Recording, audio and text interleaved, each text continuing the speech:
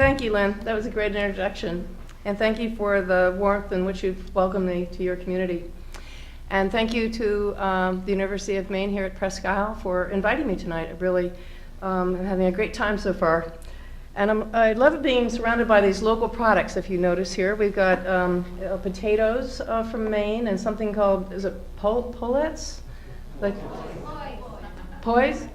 Ploys, okay. They're sort of like pancakes. I've got to have some of those before I leave here. And also, I like this, the Old Loggers lip balm and massage lotions. Well, it's great to be here. Today we face major challenges: climate change, resource depletion, peak oil, the financial crisis, growing inequality. So it all makes it clear that we need to build a new economy, one that really serves the needs of all people while operating within the boundaries of nature. So today I'd like to share with you a vision for a new economy, one comprised of a network of local living economies. And we say living because they're economies that support both natural life and vibrant community life, as well as sustaining long-term economic life. So I'll begin by telling you my own business story about the White Dog Cafe, a company I started in 1983 and ran for 26 years. I just sold it last year, and a unique exit strategy that I can talk about later if you're interested. And how that grew for me, how working in my White Dog Cafe grew for me into a vision for local living economies. In fact, I have an old neighbor, Keith, that used to run the Penn Book Center, independent bookstore down the street from me, is actually here tonight, back to his home community of Maine. So during the time I operated the White Dog Cafe, I hung a sign in my closet that I would look at each morning when I opened the door that said, "Good morning, beautiful business." And it was a reminder of me of just how beautiful business is when we put our creativity and our energy, our ideas, our care into producing a product or a service that we offer to our communities. Economic exchange can be one of the most meaningful of human interactions. When I would see that sign, "Good morning, beautiful business," I would think of my own business and how the farmers were out in the fields in the countryside picking organic fruits and vegetables to bring into town that day. And I'd think of the farm animals out on pasture and fresh air and sunshine, the goats and the cows and the pigs and the chickens. And of our goat herder, Dougie, she would say that if she kissed her goat's ears, it made the cheese better. And I think that's probably true. And I'd think of the bakers coming in early in the morning to put the cakes and pies and rolls in the oven, and of the Zapatista Indians down in Chiapas, Mexico, who grew the organic fair trade coffee beans that I would enjoy in my morning cup. Business is about relationships. Money is simply a tool. Business is about relationships with everyone that we buy from and sell to, work with, and about a relationship with nature itself. My business was the way I expressed my love of life, and that's what made it a thing of beauty. The first time I moved onto the street where I live and work today, I was enchanted by this tree-lined street, this row of charming Victorian brownstone houses. And they were a little oasis in this institutional area. In 1972, many of the old buildings around the university were being torn down to be replaced by high-rise dormitories and office buildings and strip malls and parking garages. In contrast, this lovely little 100-year-old row of houses on Sansom Street with a few small businesses on the first floor offered a different environment, which was human scale and quaint, inviting, friendly. So just after I moved into an apartment at 3420 Sansom Street, a future home of the White Dog Cafe, I learned that the entire block had been condemned to make way for a shopping mall. How could it be that these lovely brownstone row houses would be demolished and the residents and the small business owners forced out to make way for chain stores and fast food restaurants? I was really outraged by this, and I eagerly joined the local community group to fight the demolition and save our homes and businesses. At age 25, this was my first opportunity and my first experience with social activism and community organizing. Our group developed an alternative proposal to the shopping mall that was based on the vision of urban activist Jane Jacobs, who was author of Death and Life of Great American Cities. And she fought to save her community in Greenwich Village from a crosstown expressway in New York City. Jacobs talked about the importance of mixed use, where communities prospered from a diverse, lively mixture of residential and commercial, where people can live and work and go to school and have leisure activities in the same walkable communities.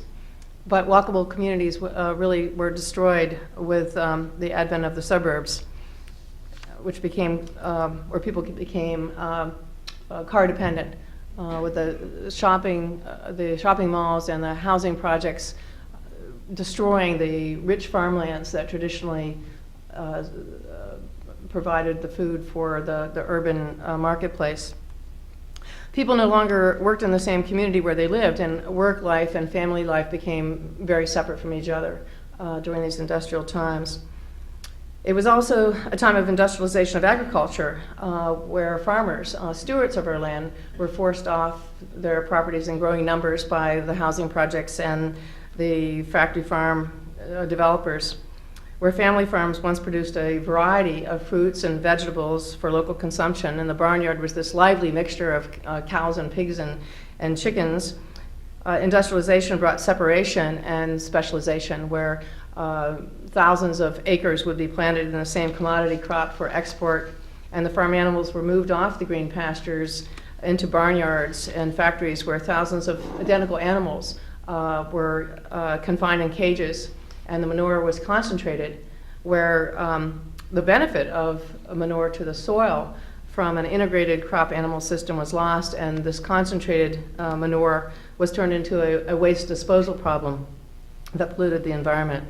So without the farms selling locally, consumers lost their connection with where their food came from and lost their connection to the earth itself, and lost their access to fresh, healthy food. And today, most people don't know where their food comes from. They don't know who bakes their bread or brews their beer or makes their clothes or builds their houses. We've become disconnected and separated from each other and from our places. The butcher, the baker, the candlestick maker, these were the relationships that once provided the foundation for community life. Many towns and cities have lost their unique identity, as streets are lined with the same chain stores that are found everywhere, or left deserted as customers flock to the big box stores on the outskirts of town that sell products that are made in faraway places, usually sweatshops and factory farms. So without these direct relationships, a few of us think about the consequences of our economic transactions on other people and on communities and on nature and on other species, on animals. So eventually our community group won our fight to save our block from the wrecking ball. We actually lost the one half of the block, and the Penn Book Center, where Keith worked, was torn down on the Walnut Street half of our block. But we were able to save the businesses on the Sansom Street side, and the Pennsylvania bookstore was able to find a new location on the other half of the block. But in saving our block from the wrecking ball, as one of those that organized to do so, I was given the opportunity to buy my house.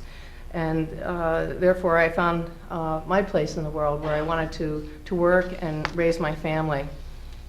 And so I chose this place and took responsibility for the well-being of my own community, where I've now lived and worked for 38 years. Choosing a place and taking responsibility for it is the first step in building a local living economy. Like the family farm or the family inn or the corner family-run grocery store, I lived above the shop, the old-fashioned way of doing business, and raised my family in the workplace. I admire the Ms. Foundation for addressing the separation of work life from family life with their program that's called Bring Your Daughter to Work. It's now, I think, Bring Your Daughter or Your Son, but the idea is to bring your daughter to work so that the young person could understand where their parent goes to work in the daytime. The first day I went back to work after I had my first child, Grace, I went back only a week or two after she was born, and I was working at a restaurant up the street, La Terrasse at the time. And I kept Grace up in the office during the daytime, and in the evening I would put her in a basket on the piano.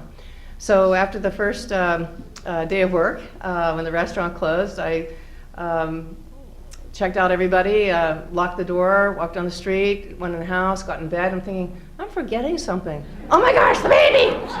So I ran back up the street and unlocked the door, and she was still sleeping soundly in her basket on the piano. And so I realized that it wasn't really a problem for me to bring my daughter to work. It was a problem to remember to bring her home again. So living above the shop, for me, home life and work life were very interwoven. So I naturally had the same value system at home as at work.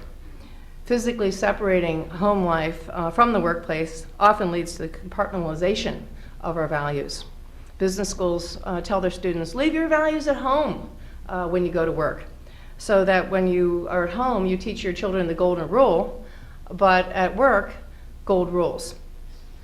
In many cases, industrialization has not only separated us from each other and from the land, but it's also separated us from our deepest values. Living and working in the same community has not only given me a stronger sense of place, but a different business outlook. Making decisions in the best interests of the common good comes naturally when those affected are friends, neighbors, employees, and the environment that I experience every day. At the White Dog, there was a short distance between me as the decision maker and those that were affected by my decisions, which is another basic premise of the local living economy movement, having this short distance between the business decision maker and those affected. As a small business owner living and working in the same community, I was more likely to make decisions from the heart, not just from the head, and they were more likely to be in interest of those around me. So I'll give you a couple of examples of that. One is about paying the living wage. And the living wage is a voluntary commitment by a business owner to pay as a minimum wage what it actually takes to live in a particular community, as opposed to the low federally mandated wage.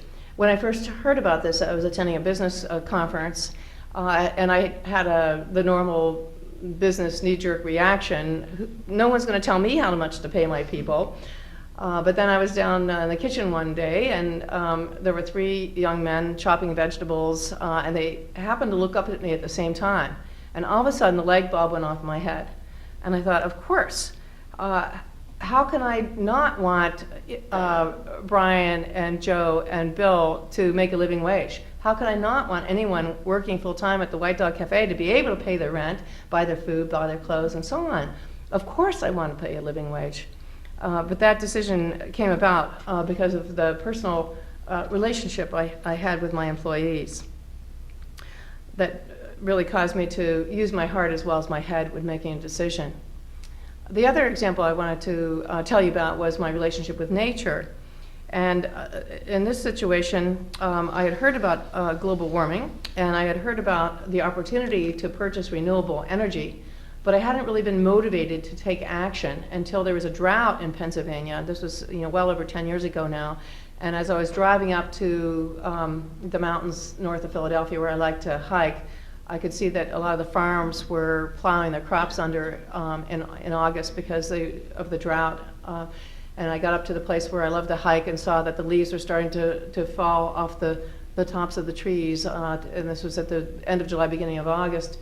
And got to the hill I call Fern Hill, because there's usually these big, luscious green ferns sort of waving in the breeze, and they were just crumpled like brown tissue paper on the floor of the forest. And as I walked, there was just this eerie silence and just the crackling of the dried leaves and sticks, and coming to the creek that was just all dust on the rocks, no water. And not even the birds were crying, and all of a sudden I just felt this sense of fear in the air, a fear of fire, and the stress that I could feel from the woods. And I thought, my gosh, this is what it's going to be like. This is what they've been talking about. This is what it's going to be like with global warming, that some parts of the world will have droughts and fires, and other parts of the world will have storms and floods. And I just went over to this big oak tree and became a tree hugger and hugged this big oak tree and pressed my face against the bark and promised that I would go back to Philadelphia and find out about renewable energy. And I did so, and the White Dog became the first business in Pennsylvania to buy 100% of our electricity from renewable sources. But this came about because I connected what I intellectually knew with what I felt in my heart and my love of nature that caused me to make this decision. One of the first things I noticed when I came into Presque Isle was the wind turbine that powers the university here. And I imagine that President Zillman used his head and his heart to make that decision, the love of nature, as well as the economic advantage in the long term for the university to install that wind turbine.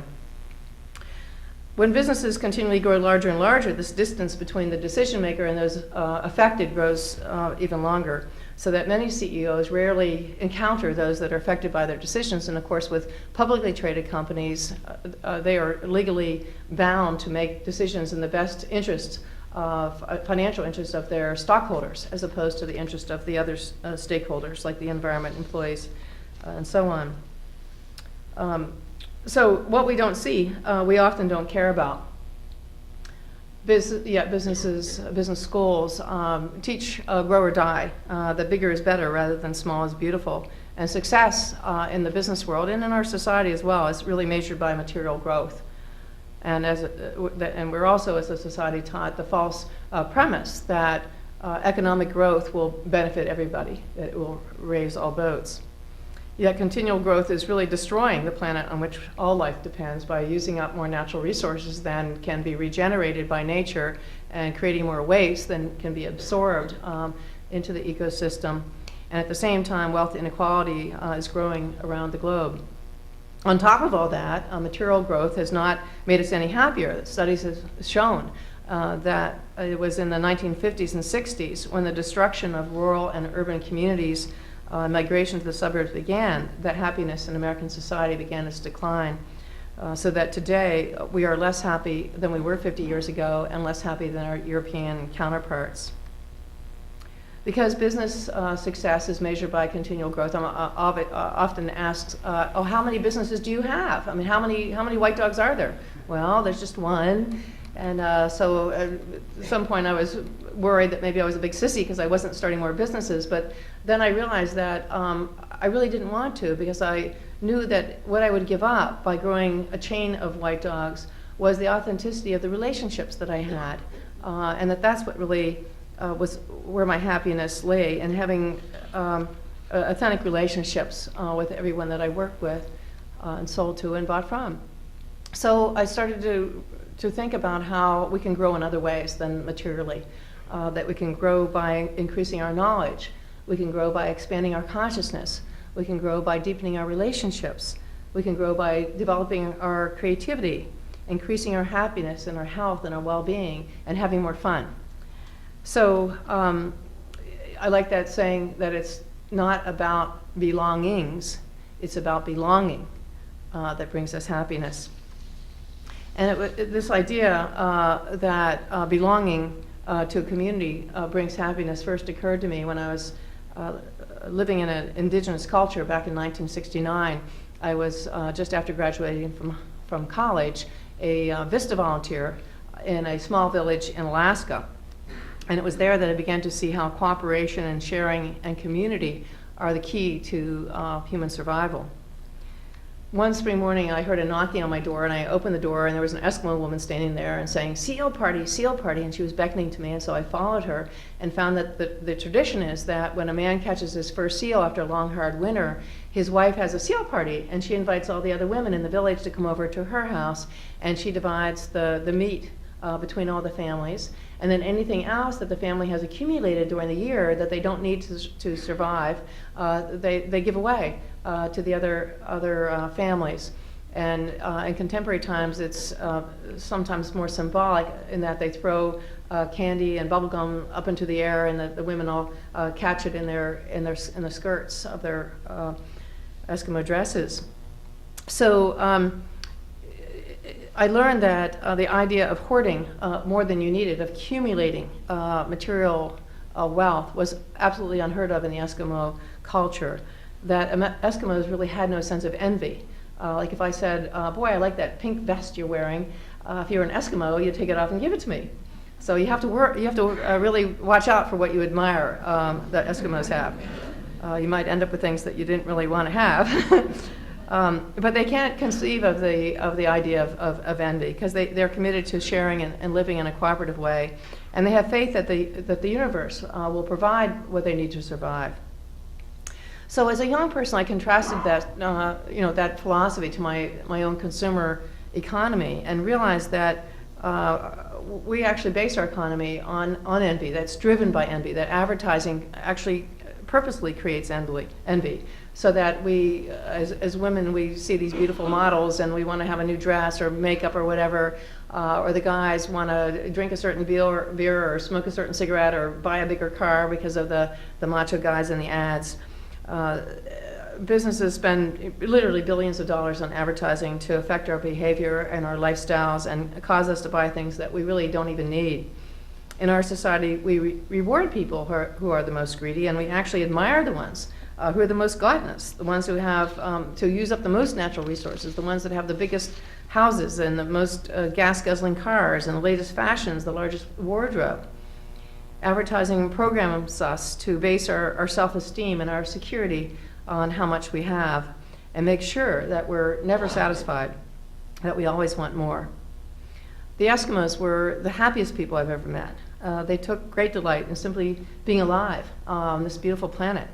And I believe it's because their self-esteem and their security were not connected to money. It was community that provided them security. It was the sense of belonging, not belongings, that made them feel safe and happy. Security in our individualistic society comes not from community, but usually from material wealth. So many people live in fear of not having enough. Feeling separate and alone creates more of a them and us mentality, a kill or be killed mentality, where we're more likely to be fearful, to hoard, and to justify violence than to love, to share, and to live in peace. Though their lives were stark compared to ours, the Eskimos had faith that there was abundance rather than scarcity, and that there would be enough if we used our creativity and shared. The Eskimos understood that life is interconnected rather than separate. They understood their place in the web of life. So from the Eskimos, I began to see that a sustainable economy, one that literally has lasted thousands and thousands of years, worked in harmony with nature and was based on cooperation and sharing. So after reaching a financially sustainable size, I stopped growing the white dog physically and began to grow in new ways, to grow deeper in my own community by providing educational programs that built a sense of interconnectedness with others and with nature. Education actually became a product of the White Dog Cafe, along with food and service. And that's another practice in the local living economy movement. The businesses play a role in educating staff and customers about sustainability and how we can all pull together to meet the problems that really face our society. So at the White Dog, we took our customers on solar house tours. We taught people how to do energy audits of their house, how to use waste veggie oil. Would have a trip where would follow the farmer. He'd come into town and collect the used fry oil from the White Dog and then take it out to his farm in Lancaster County and use that oil along with the oil from other restaurants to heat his greenhouses so that he could have a longer growing season in Pennsylvania to grow tomatoes and cucumbers and herbs and lettuces year round. And he used that oil to heat his house, to run his tractor, and to run his car, all on used fry oil from restaurants. We took our customers on tours of farms, of prisons, on child watch tours to witness the lives of inner city children. We had table talk speakers such as Michael Pollan and Eric Schlosser, Helen Haldecott, Peter Singer, Lester Brown, Francis Moore LePay. We had a monthly community service day. We once brought 35 customers and staff to New Orleans after Katrina to help rebuild. Some people claimed that my true profession was using good food to lure innocent customers into social activism. I kind of like that as a description of my career. We had many special dinners at the White Dog that became annual dinners. We had an annual Native American Thanksgiving dinner where we gave thanks to Native Americans for many foods in our diet, over half the foods in our diet, are foods that were originally cultivated by Native Americans, not just growing wild, but cultivated over thousands of years in the Southwest and all through the Americas, that now are staples in our diet, from corn, potatoes to tomatoes and chocolate and cinnamon. It goes on and on and on. We annually had a farmer's Sunday supper where the farmers that we bought from would come into the restaurant, and each course would be dedicated to a different farm, and the farmer would talk about his own farm. We had the Dance of the Ripe Tomatoes every harvest, again a celebration of organic and humane farming. We also grew, in terms of growing our business model, that we would have a Green Dog Day every Earth Day, and have it be a time where we talked about all the green practices at the White Dog, and each year we tried to announce a new green practice, whether it would be starting a compost center, communal compost center that the other restaurants on the block could also use.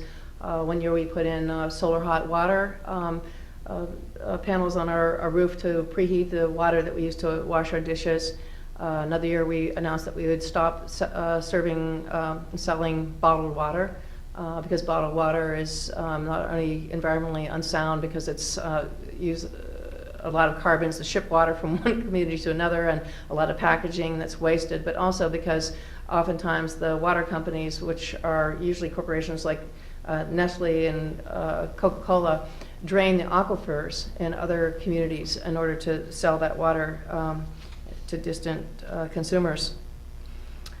So another part of the White Dog was about fun, that oftentimes during the debate about climate change and peak oil, there's a focus on the costs and the hardships of living in a low carbon economy, but there is little talk about the benefits to our quality of life. We're not talking about going back to the cave age, but rather eating nutritious meals from local farmers, gathering with our friends in snug, energy-tight, well-insulated houses, getting there by riding our bikes or walking or public transportation.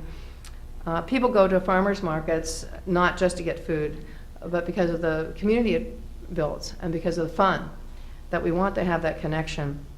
In her new book, Dancing in the Streets, Barbara Ehrenrich talks about collective joy and how it's often missing in our industrialized, materialistic society, and she believes that this has caused an epidemic of depression because we don't have enough occasion where we have a collective joy. And a customer of mine sent me the book because she felt that the White Dog, or many block parties that we had, created collective joy, where people in our community had fun together. And we had many, we had the pajama party brunch on New Year's Day where everybody came wearing their pajamas, and many block parties out in the street, Noche Latina, Rum and Reggae, a Bastille Day party. And one of my favorites was our Liberty and Justice for All ball on the eve of 4th of July, where we would have a big locally grown food buffet, and then after dinner we would have a skit called Birth of the Nation.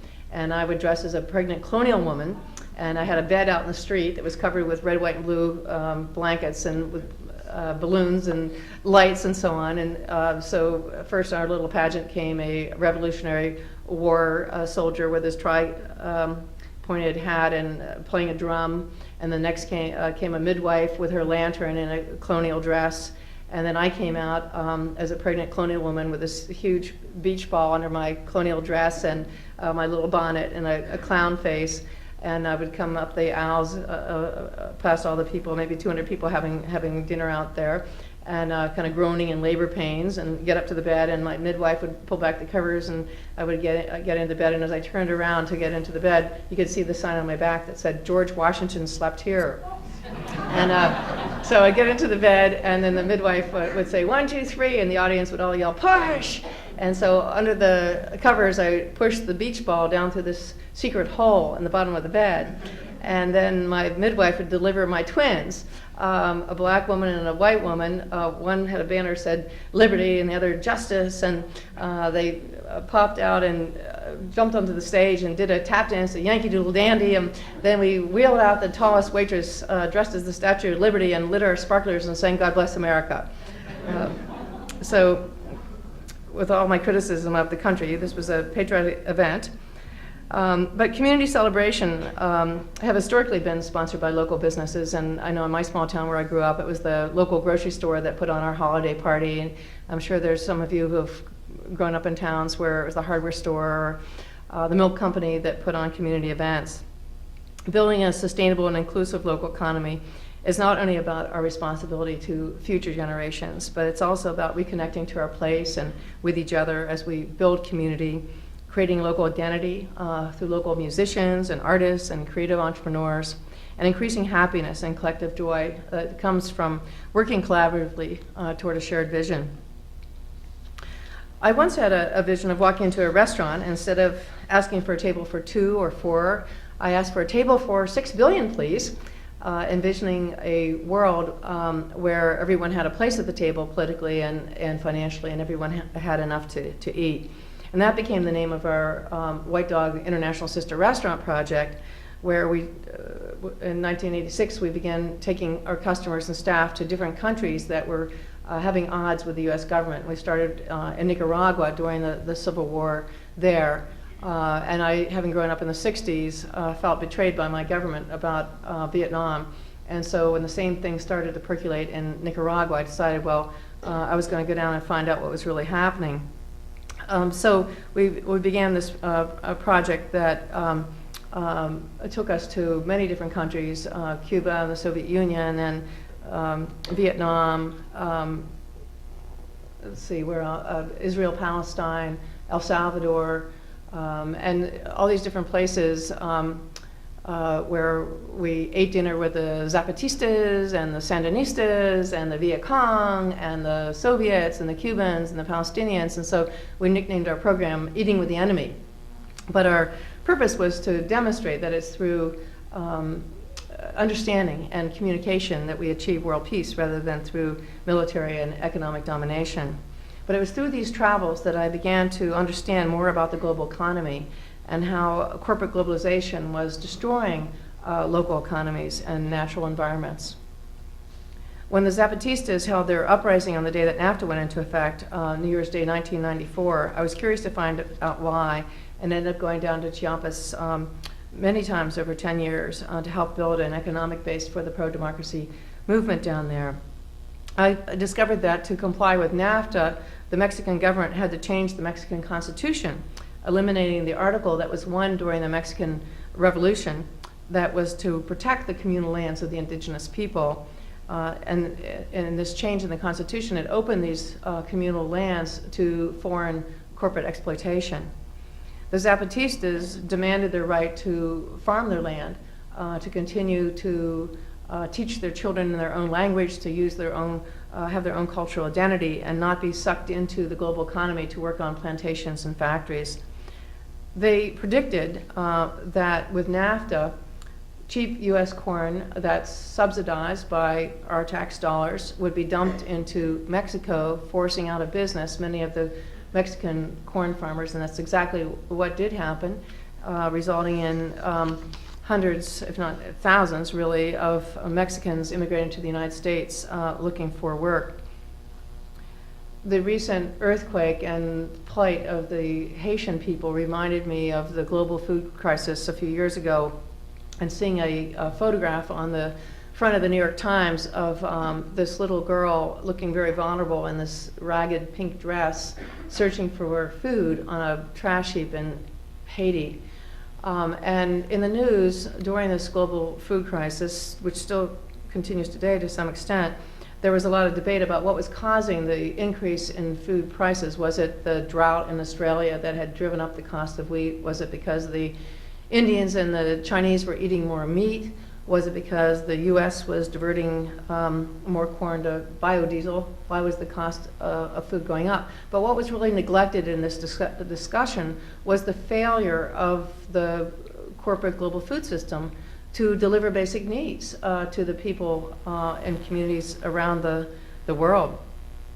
There was a time when that Haitian girl could have eaten locally grown brown rice, grown by Haitian farmers, but that was before Haitian farmers were put out of business by the rice farmers of the United States, who were subsidized by, again, our tax dollars, so that we dumped cheap rice in Haiti and put out of business all the Haitian farmers.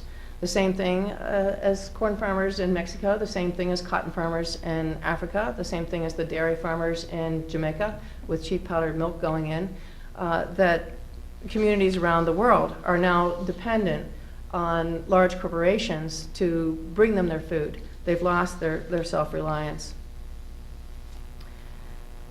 The world now faces this historic challenge of climate change that is a serious threat to life on Earth as we know it, and also of peak oil that we have reached or soon will reach the peak of oil production, and the supply will now start to decrease even as the demand for oil increases. But worse than running out of oil is really not running out, because the damage of burning it is a far larger threat to destroying our planet. Cheap oil has been the lifeblood of this system of exports and imports around the world that allows people to, or allows corporations to ship products from distant places where the labor and materials are cheap and easy to exploit to more lucrative communities to buy them. There's been these studies done that show that the same amount of a product, whether it's pork or potatoes or water or beer, that's grown in one country or state is the same amount that's shipped in as shipped out. That it's totally unnecessary, that there's no one really gaining from this except the corporations. And I heard this commentator point out one time that Americans buy English sugar cookies and the English buy American sugar cookies, and wouldn't it be cheaper and use a lot less carbons if we just exchange recipes? So the solution is really clear, that we must reduce shipping by developing community self-reliance, where we have local energy security, local food security, and small-scale local processing and manufacturing to provide basic needs locally. Building local living economies is not only a way to reduce our carbon emissions of long-distance shipping, but it's also preparing us for a future world affected by climate change and peak oil by ending our reliance on these long-distance shipping routes that could be easily disrupted by adverse weather, by social upheaval, and the rising cost of oil. So at the White Dog, we've been buying from local farmers for over 20 years, close to 25 years at this point. And we began to do that because the food actually tastes better and was healthier. And we found that food that's meant for long-distance shipping is bred to withstand the shipping. It's bred to have a long shelf life. It's bred to be consistent in size and shape for easy packing. And what's bred out of that, as a consequence, is the taste and the nutritional value of the fruits and vegetables. We also wanted to have a direct relationship with the farmers who grew our food, because building this food community was very satisfying in terms of the personal relationships. There's also transparency about how our food is grown and how the animals are raised. We're building a local economy and local self-reliance and local food security by buying locally, and it cuts down on transport, fewer food miles. For a long time, I know the importance of buying cage-free eggs and to only buy veal if I knew it was raised with its mother and on grass, but I didn't know anything about factory farming of pigs until I read John Robbins' book about a little over 10 years ago now, and found out about the barbaric way in which pigs are raised in these windowless factories where the sows are kept in these cages where they can't even take a step forward or backwards or turn around. They never have a breath of fresh air. They never feel sunshine. They stand on cement their entire lives. The manure goes down into a drain in the floor, into a lagoon where it's concentrated and leaks into the water system of the rural neighborhoods. Pigs are very sociable animals. They normally sleep in big pig piles, but in this situation they're kept separate from each other. They're artificially inseminated. The babies are taken away prematurely. They're artificially inseminated again, as though they were just pieces of machinery in a factory. So I was really aghast by this, that pigs are mammals, like our dogs, like us, that all mammals have the capacity for the emotions of love and fear and joy and guilt. All these emotions we share among mammals. And I felt this was a violation of nature to treat these mothers in this way, and really a breach of our fiduciary duty to be stewards of farm animals, as well as being really institutionalized cruelty that was destroying our own humanity. So I realized when I read all about this that the pork I was serving at the White Dog must come from the system, because unless you know otherwise, that's where most of the pork in our country comes from. So I decided that I just could not participate in this evil system, so I just came into the kitchen and said, take all the pork off the menu, the bacon, the ham, the pork chops, that we cannot serve pork until we find a humane source. So we asked the farmer who was bringing in our chickens, and he found a place that raised pigs on pasture, and we started buying two pigs a week.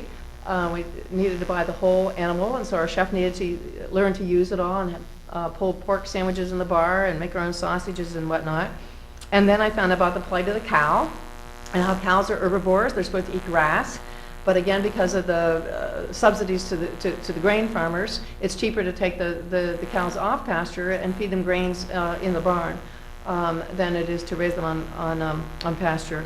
And that the milk and the meat is less nutritious for humans, and it also makes the cows themselves sick to eat something that's not really part of their diet.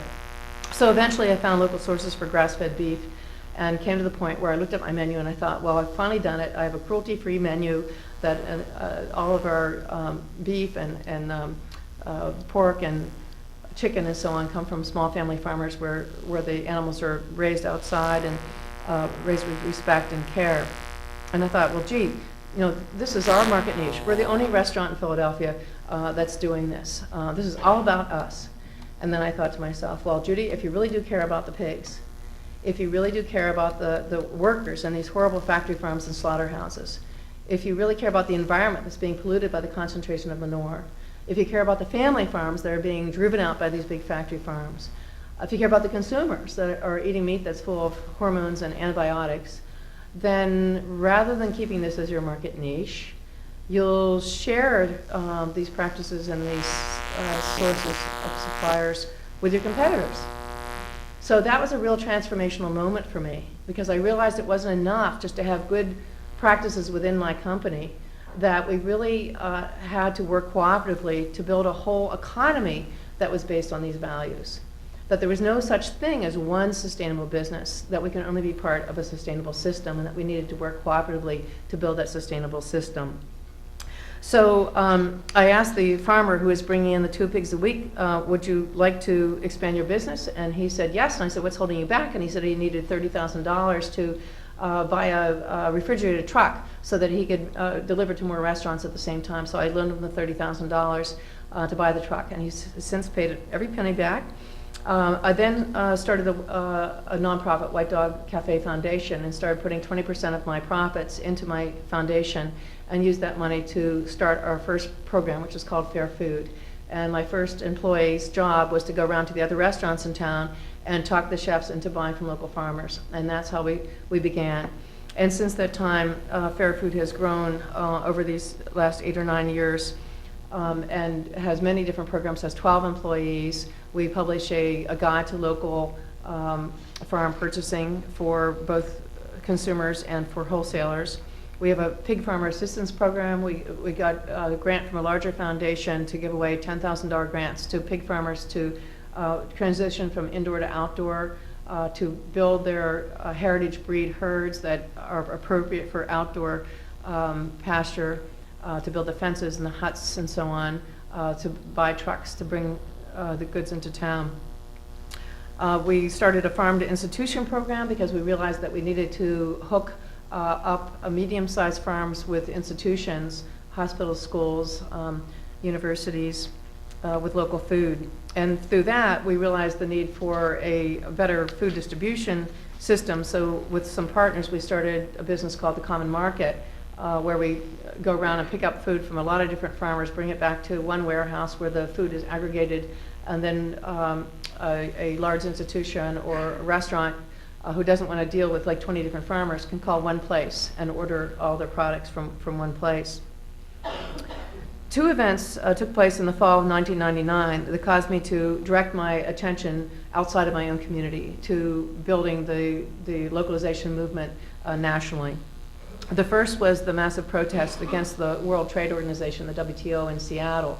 And I didn't know anything about the WTO. I didn't know anything about the protests. But my daughter, who was in college at the time at Prescott College in Arizona, went to Seattle and was part of the protests. And she told me all about it. And I could see that here the protests were farmers and environmentalists and professors and students, all labor union leaders, all protesting against corporate control of our economy. But there wasn't a alternative vision being articulated. There was no voice of progressive business saying, okay, this is what we should do. So I wanted to think of a way to turn this energy away from just saying what we didn't want and directing the energy, especially of the young people, towards building an alternative. And literally days after Seattle, Ben & Jerry's announced that they were being sold to Unilever. And Ben & Jerry's, for me, was always a leader in the responsible business movement, a company that we looked up to. It was actually from Ben & Jerry's that I first heard about a living wage and many other responsible programs or practices. And other businesses beside Ben & Jerry's were being sold to multinationals. Ben & Jerry's, it was a forced buyout. Jerry and Ben did not want to sell. It was a forced buyout. But there have been many other companies that have been sold, Odwalla Juice to Coca-Cola, Stonyfield Farms to Groupe Danone, the makers of Dannon Yogurt, Cascadian Farms to General Mills, Tom's of Maine to Colgate. I guess you know about that, being in Maine.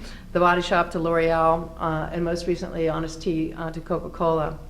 So I could see that the socially responsible business movement that I'd been a part of for many years was continuing to use the old paradigm to measure success, and that's the paradigm of continuous growth. Continuous growth, even among the socially responsible companies, of just going bigger and bigger and bigger and then selling to a larger company was still the paradigm. And the idea of continuous growth in a finite plant doesn't make any sense. So I realized that we were neglecting three really important issues: appropriate scale, rather than growing continually. What was really human scale? At what size does a business really flourish in terms of the relationships there? Secondly, we were neglecting a sense of place, that these national brands had lost their connection to place. And the third one was ownership, that democracy really depends on having many owners. The more decentralized our economy, the more owners we have, the more freedom we have. So that's why 9 years ago, in 2001, I co-founded BALI, the Business Alliance for Local Living Economies. And I started with a basic premise that in order to build a sustainable global economy, socially, environmentally, financially sustainable, a global economy, that it needed to be comprised of sustainable local economies that were connected together, so that we had this intricate fair-to-fair, win-win relationships of small to small around the globe. Rather than having large corporations, really dominating things, that we brought economic power back to our local communities. So in local living economies, basic needs are produced at home, that we build local self-reliance, and what is not available locally, that we buy from other communities through fair trade relationships that really build and favor the producers where the product originates. And then also, through local ownership, we support local ingenuity to create more ingenious innovations within our own community that can then be marketed to others, whether it's a special type of wine or a special type of cheese or a special type of fashion or an art form or whatever. So we're not against exports and imports, but it's about local self-reliance at home and then global trade in what's unique to our communities. So the local living economy movement is really connecting the dots between sustainable agriculture, green building, new urbanism, renewable energy, community capital, local arts and crafts, independent media, independent retail, into a holistic vision of a local living economy. So I'm going to start wrapping up here. I did want to mention that the financial crisis on Wall Street is really a wake-up call about really understanding where our money is. Instead of being out there supporting these global corporations, that we need to bring our money home and invest in local financial institutions, local banks and credit unions and community capital institutions. And when I first realized this 10 years ago, I disinvested in stocks I had inherited from my parents, and invested everything in what's called a reinvestment fund in Philadelphia that then goes on to reinvest the money in local enterprises.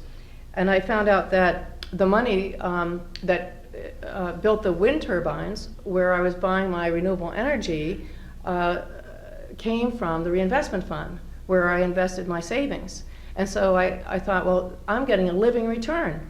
I'm not only getting a financial return, which at this point is outperforming the stock market. I get a 5% return on the money I put in 10 years ago. But I'm getting a living return because I'm living in a more sustainable local economy because I've invested locally. So I think it's really important, part of this movement, to disinvest in the stock market and invest locally to bring our money home. Ultimately, creating a world where every community has local food security, energy security, and water security builds the foundation for world peace.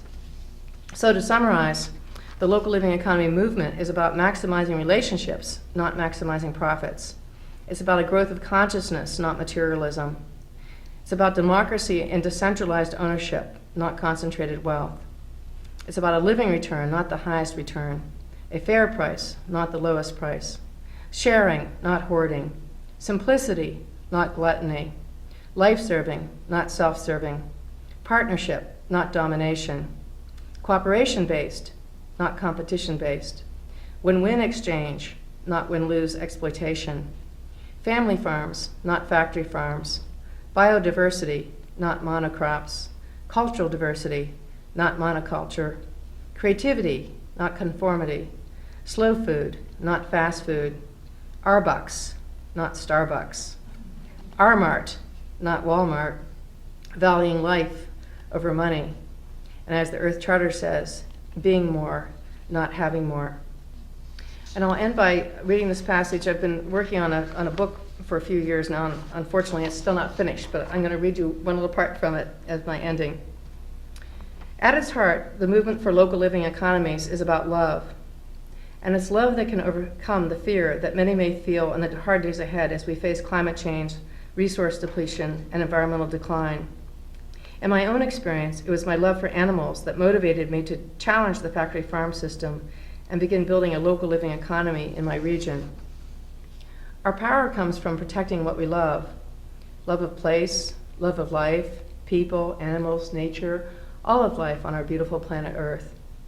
And I would say for the entrepreneurs amongst us, it's also about a love of business. Business has been corrupted as an instrument of greed rather than one of service to the common good. Yet we know that business is beautiful when we produce a product or a service needed by our community. Our materialistic society has desensitized us to the suffering that underlies our industrial economic system. We're also desensitized by a false idea of masculinity based on control and domination over other people and nature. We need a more feminine, nurturing approach to life to bring forth the goddess in each of us, men and women, reconnecting with each other, bringing care and compassion to our economy, and trust and balance and harmony to our world.